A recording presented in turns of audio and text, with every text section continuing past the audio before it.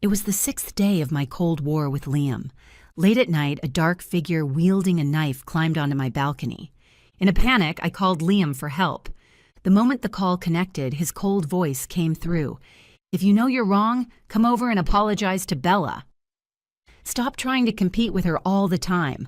While her parents were hiring famous tutors to groom her, your mother was busy dragging you along to find her next husband."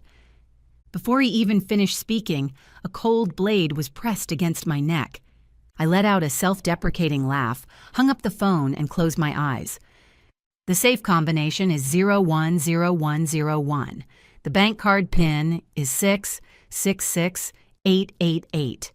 Please make it quick. I don't want to suffer. When the dark figure climbed in from the balcony, I was lying in bed scrolling through my phone. My fingertip glided across the screen. I happened to land on Bella's social media post.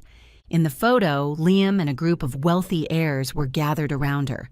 Bella was wearing a strapless cocktail dress, holding a wine glass, leaning half her weight onto Liam's shoulder. Placed in front of them was a SpongeBob cake, the very cake Liam had promised he would make for me by hand. Their smiles were lazy and relaxed, exuding that specific kind of ennui unique to the rich. I opened my chat with Liam. The history stopped 6 days ago. 6 days ago, I sent my graduate school application to Dr. Chen's email. He was a genius in the field of medical devices. He accepted, at most, 1 student a year, sometimes none for several years. It was a rare opportunity, and coincidentally, Bella was also determined to get that spot. Liam wanted me to give it up. His tone had been impatient. "Chloe, why are you always competing with Bella? Her family owns a medical device company. She needs this to inherit the family business. What's the point of you studying this? To work like a dog for someone else?" Before I could explain, Bella had chimed in with a look of feigned open-mindedness. "It's okay, Liam. Let's compete fairly. Actually, I quite envy Chloe. She can do whatever she wants. After she graduates, the Chung family will support her, and she can be a leisurely housewife. Unlike me, anxious about inheriting the business while guarding against my dad's illegitimate children." Recently, news had broken that Bella's father had an affair and a child out of wedlock. Liam and his circle of wealthy childhood friends empathized deeply with her situation. They were incredibly protective of her. As they spoke, the group was already looking at me with resentment. Bella thought for a moment, then offered me some kind advice. "Chloe, actually, I think you're better suited for something like fashion design, or maybe study art to cultivate some refinement." Her words were dripping with sarcasm, but these sophisticated people acted like they didn't hear it, nodding in agreement. I knew they mocked my taste behind my back. They thought my daily t-shirts and jeans looked poor and embarrassing. They didn't even know my college major or my grades, yet they self-righteously offered me advice. Liam rubbed his brow, his voice growing colder. "Chloe, has the Chung family given you too much? Has it given you the delusion that you're on equal footing with us? All these years, everyone has taken care of you. You should give this spot to Bella, if only to repay our kindness." The disgust in his eyes stung me. Taken care of me? Did he mean pointing me to a seat at the edge of the table during dinners? Making me carry their bags while shopping, assuming I couldn't afford anything? Showing off their horses at the stables, then considerately saying, "Chloe surely can't ride, just watch us"? Or did he mean when relatives gave me a hard time and he'd say, "Chloe has had no father since she was little. Since her stepmother brought her into the Chung family, she is a Chung"? I used to tell myself they meant well. It turned out they knew all along it was just condescending charity. And now I had become the ungrateful wretch who didn't know her place. I sneered. I never felt the need to repay any kindness, nor do I want to give up my dreams for someone irrelevant. With that one sentence, everyone's expression changed, and Liam never contacted me again. I rubbed my eyes. The moment I closed the chat window, I saw the dark figure approaching me through the reflection in the vanity mirror. The wind rustled the thin lace curtains on the balcony. The streetlights outside cast a hazy layer of light and shadow into the room. The figure was muscular, and the object in his hand reflected a thin, cold, sharp glint. My heart sank. I remembered the recent home invasion and murder case that had been all over the news. The killer was brutal and still at large.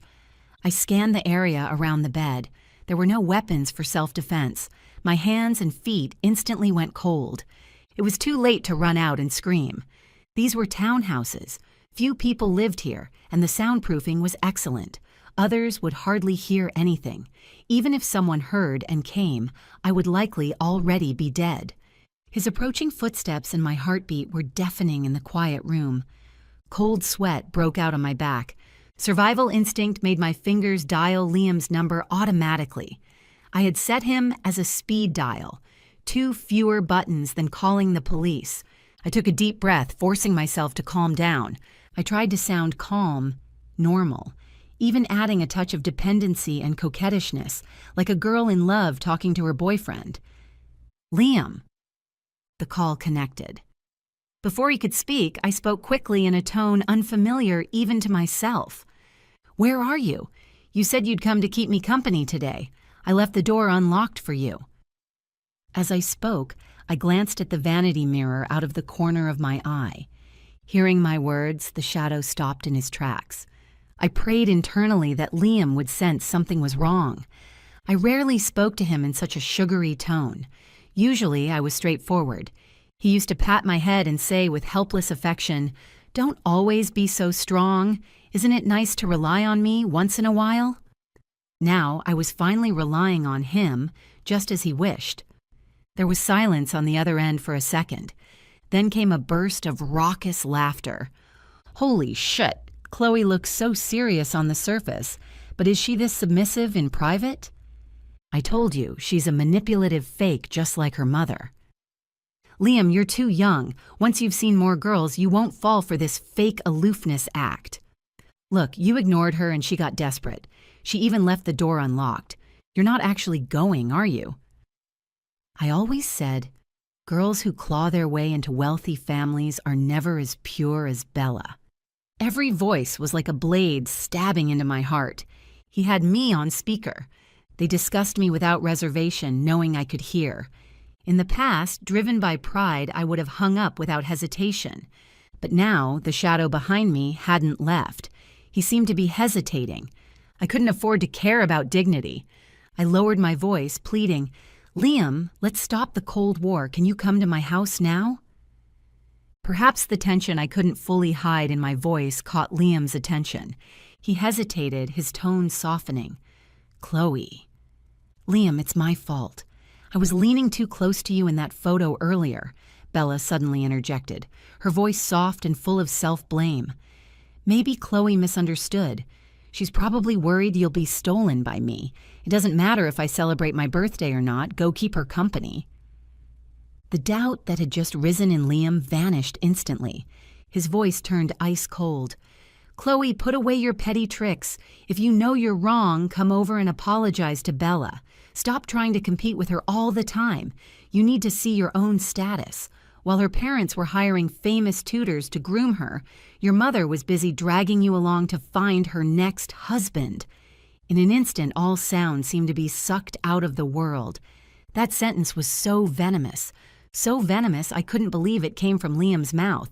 He knew perfectly well that I grew up without a father. When my mother brought me into the Chung family, he was in middle school. He stood on the spiral staircase, casting cold glares at us. He called my mother a bad woman and me a bad kid. But later, when he had a high fever that wouldn't break, it was my mother who stayed by his bedside all night. When he got into a car accident on the day of his college entrance exams, it was my mother who died protecting him. The Chung family hid the news of her death until after his exams. I, however, failed my exams miserably and missed out on my dream university. During that time, I stopped eating and drinking. He made the desserts my mother was best at, feeding me bite by bite. He said he would protect me for life, to take care of me in my mother's place. Now, he said my mother was dragging me along to find her next target. I didn't listen to the laughter that erupted on the other end. Using the last of my strength, I silently hung up the phone.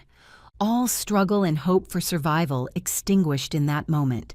The next second, the cold dagger pressed against my neck. The person behind me breathed steadily. The hand holding the knife didn't tremble at all. Terrifyingly stable. A pro, I thought. Good. In this moment, my mother's gentle smile floated into my mind. Everyone thought she died protecting Liam for money and status, only I knew the truth.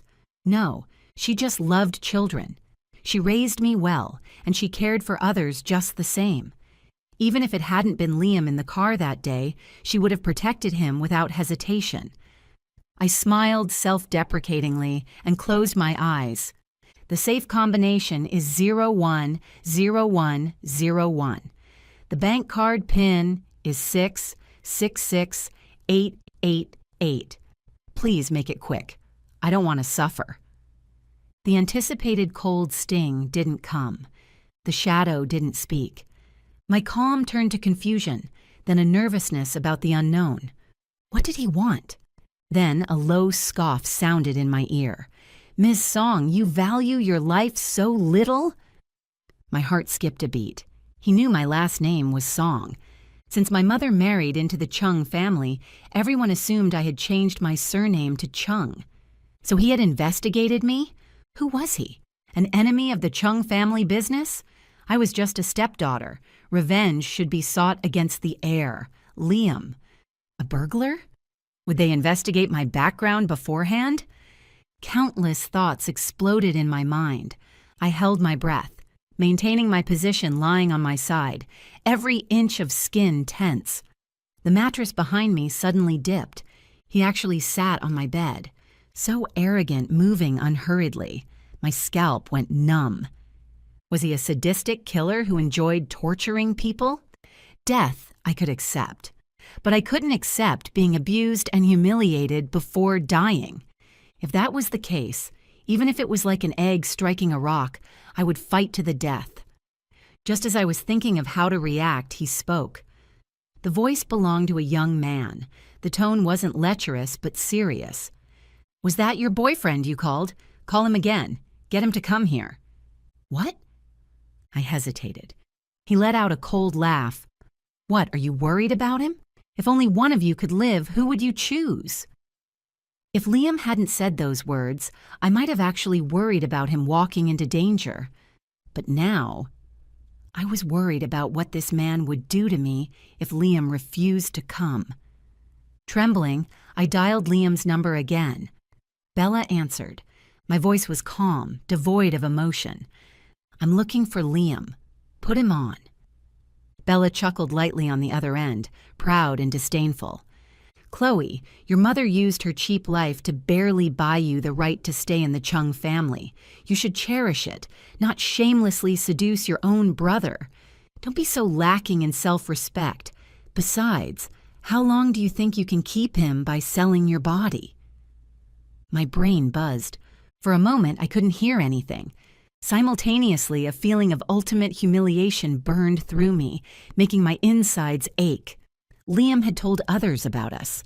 The year my mother died, I suffered from anorexia. To cure me, Liam drove home from school every day to cook for me. He had been served by maids his whole life. He knew nothing but how to open the fridge. That day, his hands were covered in blisters from burns, but he made my mother's signature dessert. His eyes were bright, his tone certain, saying he would learn to make 100 desserts for me. I thought he was just saying it, until the night after I ate the 99th dessert. Overcome with emotion, he kissed my face gently and coaxed me into giving him my virginity. "Chloe," he asked softly, "what do you want for the 100th dessert?" "A SpongeBob cake." Unfortunately, that cake eventually appeared at Bella's birthday party. I wondered how he talked about us. What expression, what tone did he use? Was it conversation fodder or a joke? I usually disdained explaining myself, but now my voice was dry. "It's not like that." Bella interrupted me scornfully. "I don't deign to compete with you. After all, things you get by degrading yourself, I can get with ease. Don't bother coming to apologize. I don't want to see you." At that moment, Liam seemed to return. His voice came from a distance, getting closer. "Why do you have my phone?" "Nothing. Chloe wants you to go back and keep her company," Bella answered briskly. "Tell her to come apologize herself." The phone was hung up mercilessly. Silence fell over the bedroom. In the darkness, I said calmly, "He won't come." Then I'm relieved. The man behind me suddenly chuckled. It wasn't until the 4th day of my disappearance that Liam realized I hadn't contacted him in a long time. He broke the ice, sending me a rare WeChat message. "Did you miss Dr. Chen's interview today? Still throwing a tantrum? It's good you didn't come.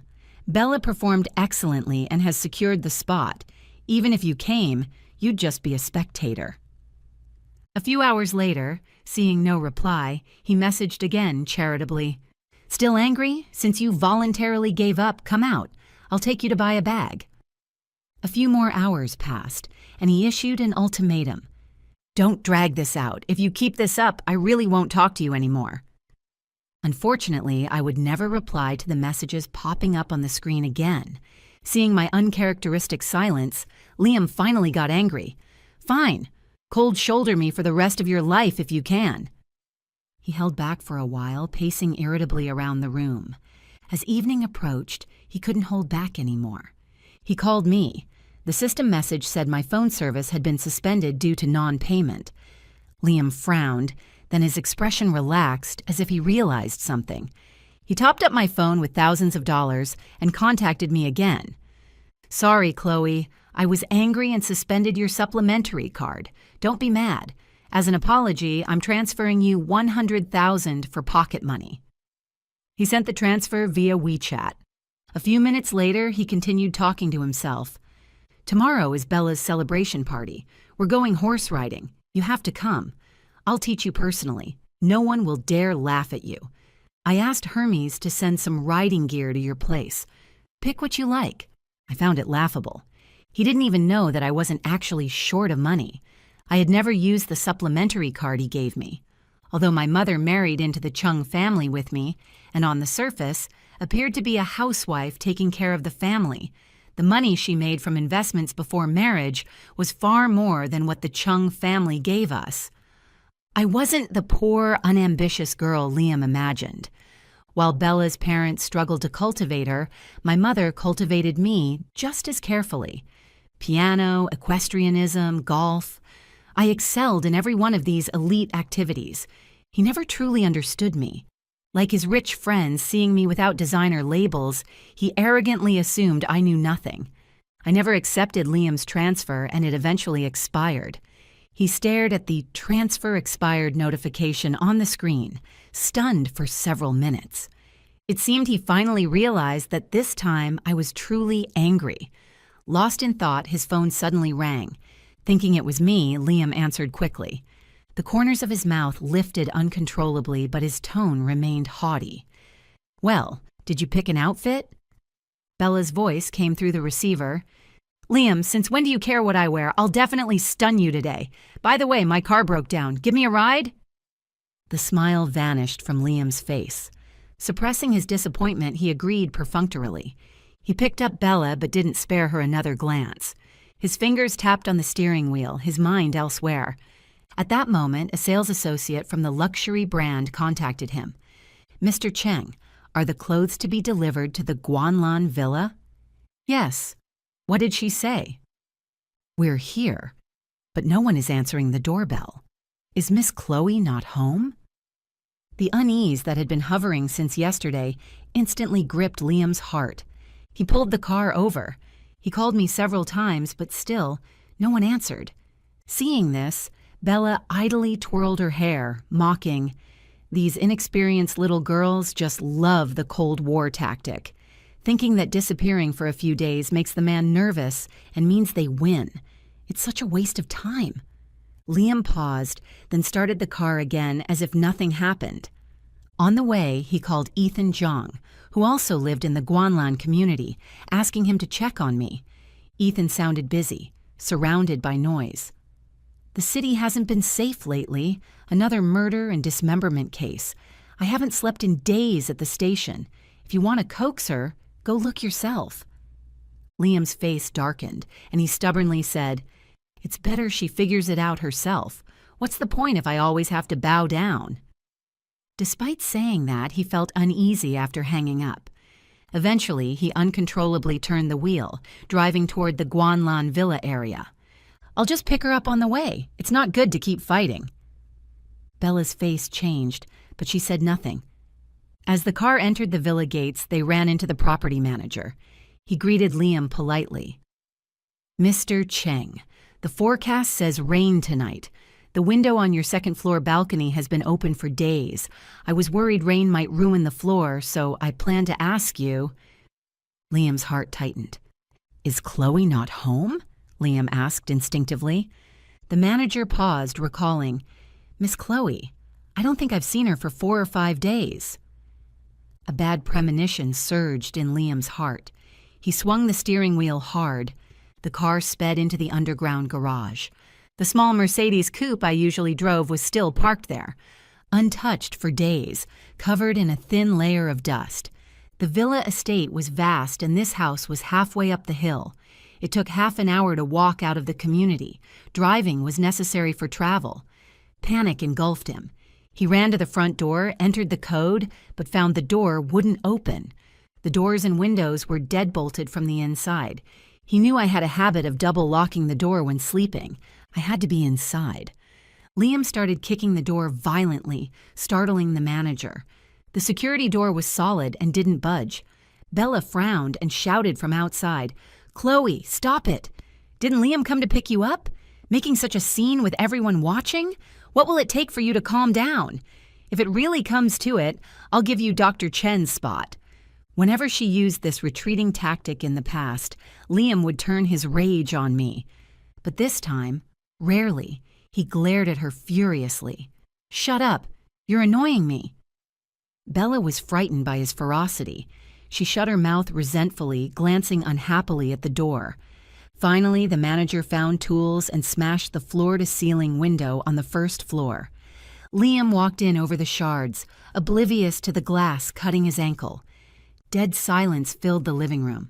On the dining table was half a glass of milk left from that night. The milk had spoiled, floating with gray-green mold. This glass was handmade by Liam for my birthday. He knew I cherished it. I washed it carefully immediately after every use. I would never let it get this dirty. Liam ran upstairs in a daze. The bedroom door was also locked from the inside. He kicked it numbly with all his strength. Ethan's words kept replaying in his mind. Home invasion murder. Brutal killer. Still at large. Bella chased after him, trying to persuade him. "Chloe is too much. There's a limit to throwing tantrums. Your foot is bleeding. What is she pretending for?" Bang! The door was kicked open. Liam froze in the doorway. The curtains hung quietly. Twilight filtered through the sheer fabric, casting dappled shadows on the floor. The room was empty. "Locked from inside," he muttered. "How did Chloe get out? No, she must still be in here." His trembling gaze turned to the wardrobe. In the room, the phone on the bed was plugged into the charger, the screen still lit. Liam ran over and yanked the wardrobe open. He breathed a sigh of relief. I wasn't inside. His eyes fell on the safe in the corner, and his heart jumped again. The safe was open and empty. Liam felt a moment of disorientation. Helplessly, he walked to the balcony. The balcony window was open. His finger touched some gray marks on the railing, proof that someone had entered from the balcony. Unable to control his fear any longer, he turned and roared at the manager. "Get the surveillance! I want to see the footage of this window!" The atmosphere in the security room was oppressive. Liam watched the footage frame by frame. Unfortunately, my balcony was in a blind spot, but other angles of the house were visible. 5 nights ago, after I entered with the milk, I never came out again. The string in Liam's mind snapped. He returned to my room and dialed the police, defeated. "I want to report a missing person. My girlfriend is missing." The officer advised him to stay calm, then asked, "What is the missing person's name?" "Chloe." "Is her surname Chloe?" Liam froze. He couldn't remember my last name. It seemed he had never cared what my last name was. "Cheng. Chloe Cheng," he tentatively replied. 22 years old, senior year, lives in Guanlan Bay Villa. "Which university? Are you sure that's her name? What is your relationship?" Liam actually couldn't answer. He only knew that on the day of the college entrance exams, my mother died, and I missed several exams due to shock. But he didn't know which university I ended up attending or what my major was. He hung up in frustration and called Ethan. "Come quickly. Chloe is missing. How is that robbery-homicide case going? Did you catch the killer? I'm worried." Ethan interrupted him calmly. "I'm on a business trip out of town. Didn't you call the police?" "I did, but she asked me what Chloe's last name was and what school she attended, and I couldn't fucking answer." Silence on the other end. "Her surname is Song." "Why Song?" Liam asked, baffled. "I heard her father was surnamed Song, a famous medical device R&D expert in Jiang City before he passed. The recently famous Dr. Chen was once his student. Did you not know?" Liam didn't know how to respond. He suddenly remembered urging me to give up applying for Dr. Chen's program. He had specifically said I couldn't compare to Bella. He had ignored my persistence, too lazy to even ask why. Liam suddenly slapped himself. The sound was exceptionally loud in the empty room. Bella tried to pull him back, but he shoved her away. On the phone, Ethan's tone was calm. "I'll send colleagues over. Don't be too nervous. No body means she might be okay. Maybe she just went out to play." Liam suddenly exploded. "How could she go out to play? She isn't that kind of person. The doors are locked, the car is in the garage, her phone is even at home. Does that look like going out to play?" Ethan was silent for a moment. "Did she say anything to you before she disappeared?" Liam's face turned pale in an instant. "She called me. She said we had plans, asked me to come to her. She never uses that tone. It was a bit coquettish, but also nervous." "Wait, we didn't have plans? The killer must have been there. She was scared, calling to hint for me to save her." Ethan asked, "Did you go to her?" Liam fell silent again. Hanging up the phone, he pulled at his hair in agony. Then a thought struck him. Liam grabbed the manager by the collar. "Check the water meter. Has there been any water usage in this house since that day?" Countless terrible thoughts flashed through his mind. If there was no body, it was possible the person had been dismembered and disposed of, or the body was ground up and flushed down the drain. Liam tensed up completely, but the news that came finally broke him.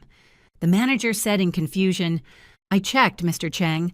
No water usage since the 7th, but strangely, on the night of the 7th, several tons of water were used in one night. That rarely happens." The police arrived quickly. After a brief briefing, they began verifying identities, collecting fingerprints, and taking my phone as procedure required. "I want to check the sewers." Liam suddenly interrupted the police investigation. At this point, the police hadn't officially confirmed a missing person case. Procedures were still ongoing. But Liam couldn't wait. He privately contacted workers to pump the villa's septic tank. Liam was a germaphobe, always obsessed with cleanliness. Yet now, he stood by the foul-smelling septic tank, staring blankly at the filth. While the workers were busy, a detective came over to ask, "We checked Miss Song's phone. The last 2 calls were indeed to you. What did she say?" "She said, she left the door open for me, asked me to come to her." Liam's voice was dry, full of regret. "What about the other call?" Liam frantically checked his call log and froze. He remembered now. Shortly after I hung up, I had called him again. He was drunk in the bathroom then, and Bella had answered. He grabbed Bella, his red eyes staring at her intensely. "That call. What did she say?" Bella had never seen him this out of control. Scared pale, she shook her head repeatedly. She just said, "She wanted you." "And you?" He gripped Bella's arm tightly, his knuckles white from the force. "What did you say? Answer me! The police are right here. If you lie, you're a suspect." Terrified by his manic state, Bella trembled, her face bloodless. Through gritted teeth, she stammered, told her not to think she could tie you down with her body. That's all. You told me to hang up. You said she had to come apologize to me herself. Liam, you're not blaming me now, are you, for a stepsister who threw herself at you?" Liam's brain exploded. Intense regret and anger washed away his reason. "What the fuck are you spouting?" He raised his hand and slapped Bella hard across the face. Everyone present was stunned. Bella covered her face, looking at him in disbelief. "Did I say anything wrong? If she was really in trouble, wouldn't she call the police? What use is calling you? Liam, I think you've lost your mind. Her mom traded a cheap life for her luxury. Isn't that enough? Are you going to act like a dog around her too?" Before she finished, a ruthless glint flashed in Liam's eyes. Amid screams, he grabbed Bella by the back of her neck. Mercilessly, he shoved her face into the filthy septic tank. "Ugh! Cough, cough!" Caught off guard, Bella choked on several mouthfuls of foul sewage. She struggled wildly, creating chaos. Neighbors watching the drama only took photos. The police froze for a few seconds before scrambling to fish her out. Bella was soaked, tears flowing uncontrollably. Her carefully applied makeup was smeared with sticky filth. The stench was unbearable. Liam stood aside, looking coldly at her wretched state as if looking at garbage. He warned icily, "Dare to spread rumors again, and you better wash your mouth out first. If you don't behave, I don't mind letting your dad's bastard son take your place." Bella froze, forgetting to cry, her face drained of color. She looked at Liam in terror, then stumbled away in humiliation. In the attic, heavy curtains moved slightly. I stood quietly by the window, watching it all. A cold smile silently curved my lips. The search of the septic tank yielded nothing. Liam reeked of the foul smell. It was pitch black, streetlights on, but he refused to give up. Like a trapped beast, he demanded the police search the entire villa thoroughly. "I can feel it!" His voice was hoarse, eyes bloodshot. "Chloe is here. She's watching me." The police increased manpower for a carpet search. From the basement to the bedrooms, every corner was checked with unusual care. Just as the search hit a deadlock, Liam looked up sharply, as if struck by something. "The attic! There's an attic! The entrance is hidden. You need a ladder." Soon, a portable ladder was brought in. When the wooden panel was pushed open, dust danced in the flashlight beam. Liam scrambled up impatiently. Suddenly, his eyes widened. The four walls of the attic were covered with photos of me growing up. Me in riding gear, looking dashing on horseback. Me on tiptoes dancing ballet in a studio. Me smiling with a piano trophy. The confident, cheerful me that Liam had never bothered to see. These photos were all taken by my mother before she died. And this hidden attic was where I liked to stay whenever I felt wronged. It felt like Mom was still there. Liam still didn't find me. He was on the verge of collapse, even impulsively wanting to jump from the attic, but was held down by friends. "Are you crazy? Calm down. No news might be good news." Separated by just one wall. I sat on the floor by the window, reading a book. Projected on the wall were surveillance feeds from various angles of my house. A broad-shouldered, long-legged man pushed the door open, bringing in the heat of the outdoors. He took off his jacket, tossed it onto a chair, and sat down next to me with bent knees. "Not going out to take a look?" His voice was low. I shook my head gently, lifting my gaze to the screen showing Liam breaking down. "He's very worried about you," he added. I curled my lips, but there was no smile in my eyes. So what? I don't care anymore. It turns out that when you stop loving someone, you really can stop caring about their feelings. I didn't care about his mood. Seeing him in such a wretched state didn't make my heart ache. I only found him ridiculous. The man lit a cigarette, the scarlet ember flickering in the dim light. He turned his head, examining me calmly and carefully. "Chloe's song, I think this is for the best." Just then, his phone rang. Long fingers pressed the answer button. Liam's hoarse voice sounded from the other end. "Ethan, when are you coming back to Jong City? Chloe still hasn't been found. Come back and help me." The man who climbed into my room that night was Ethan Jong. He was my neighbor when I was little. After my dad died in an accident, my mom took me away from the staff housing complex. Years later, I became the overlooked stepdaughter of the Chung family. He became the anomaly in Liam's circle of rich heirs, a police academy graduate standing straight with an innate aura of righteousness. Ethan was busy and rarely joined their gatherings, until he recognized me in the corner of a group photo on Liam's social media. Coincidentally, he bought the townhouse to the left of the Chung family in Guanlan. That night, he got accidentally locked out on his balcony. In desperation, he grabbed a gardening trowel and climbed over to my balcony. He intended to ask me to call property management to open his door, but I mistook him for a home invader. That night, after hanging up the phone, he suddenly laughed. "Him not coming suits me perfectly. Chloe, I don't think you and Liam are a good match. How about considering me?" I stood up in suspicion, and he turned on the wall lamp. The dagger I thought I saw was a gardening trowel. Under the light, I saw his familiar face, deep eyes, and a gentle, firm smile on his lips. I thought about it and nodded. Then I asked hesitantly, "If Liam finds out and targets you, what will you do? Are you that afraid of him?" He rubbed the top of my head, his tone aching for me. "That's not something you should worry about. He didn't know how to cherish you. Besides, he can't beat me in a fight, so what can he do?" I didn't want any more ties with Liam. I opened the safe, took all the assets my mother left me, and followed Ethan over the balcony to his house. That night, I forgot to turn off the bathroom faucet. Ethan turned it off for me before he went to work. I didn't expect Liam to make such a big scene about my disappearance. I couldn't be bothered to face those prejudiced faces again. I never appeared again. Many thought I was dead, until 5 years later, I was taking wedding photos by the sea.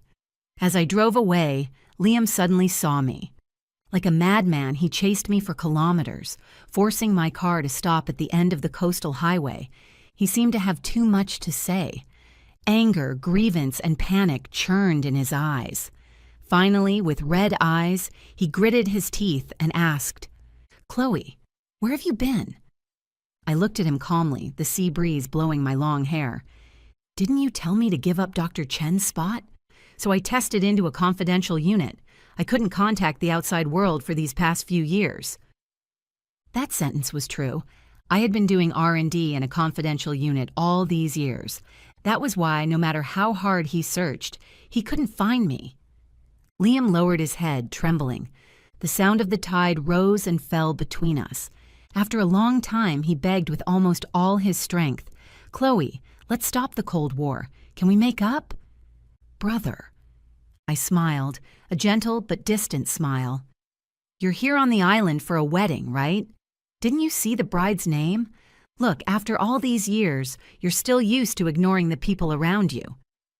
I handed him a gold-stamped wedding invitation. Groom, Ethan Jong. Bride, Chloe Song. Watching his face turn instantly pale, I started the car and added, "It's my fault, too. Too busy, didn't even have time to take wedding photos until now. My husband invited you. Remember to be on time." The car sped away. Liam clutched the thin invitation, standing helplessly in place, as if all his strength had been drained away.